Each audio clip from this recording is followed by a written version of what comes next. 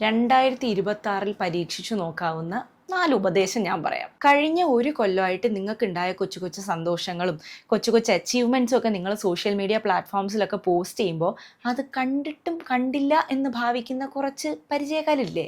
നമുക്ക് എന്തേലും മോശമായിട്ട് സംഭവിച്ചാൽ ആദ്യം കൈകൊട്ടിച്ചിരിക്കാൻ പോകുന്നത് ഈ കൂട്ടരായിരിക്കും. അങ്ങനെ നമ്മൾ ഒരു കാലത്തും ഗുണം പിടിക്കരുതേ എന്ന് വിചാരിച്ച് നടക്കുന്ന ഇവരെയൊക്കെ അങ്ങ് ഒഴിവാക്കുക. ഇനി രണ്ടാമത്തെ കാര്യം, നീ എന്തൊരു പാവമാ എന്ന ആൾക്കാരെ കൊണ്ട് പറയിക്കാൻ ശ്രമിക്കുന്നതിൽ ഒരു കാര്യവും ഇല്ല. മറ്റുള്ളവരെ തൃപ്തിപ്പെടുത്തുന്നത് ഒരു സൈഡിലേക്ക് മാറ്റി വെച്ചിട്ട് മേക്ക് യുവർ സെൽഫ് അടിപൊളി. ടടാൻ.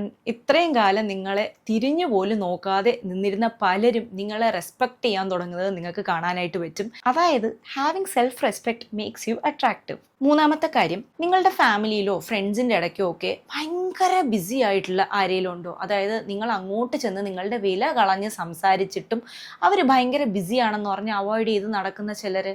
അങ്ങനെയുള്ളവരുടെ പുറകെ ചെന്ന് മെസ്സേജ് അയച്ചും കോൾ ചെയ്തും ഒക്കെ അവരെ എൻ്റർടൈൻ ചെയ്യേണ്ട ഒരു കാര്യവുമില്ല. നിങ്ങൾ അങ്ങോട്ട് കൊടുക്കുന്ന വില ഇങ്ങോട്ടും തരുന്നവരോട് മാത്രം കോണ്ടാക്ട് കീപ്പ് ചെയ്യാനായിട്ട് നോക്കുക. ബാക്കിയുള്ളവരൊക്കെ പോട്ടെ എന്ന് വയ്ക്കണം. നാലാമത്തെ കാര്യം, നിങ്ങളുടെ ലൈഫ് മറ്റൊരാളുടെ ലൈഫുമായിട്ട് കമ്പയർ ചെയ്ത് നോക്കേണ്ട ഒരു കാര്യവും ഇല്ല.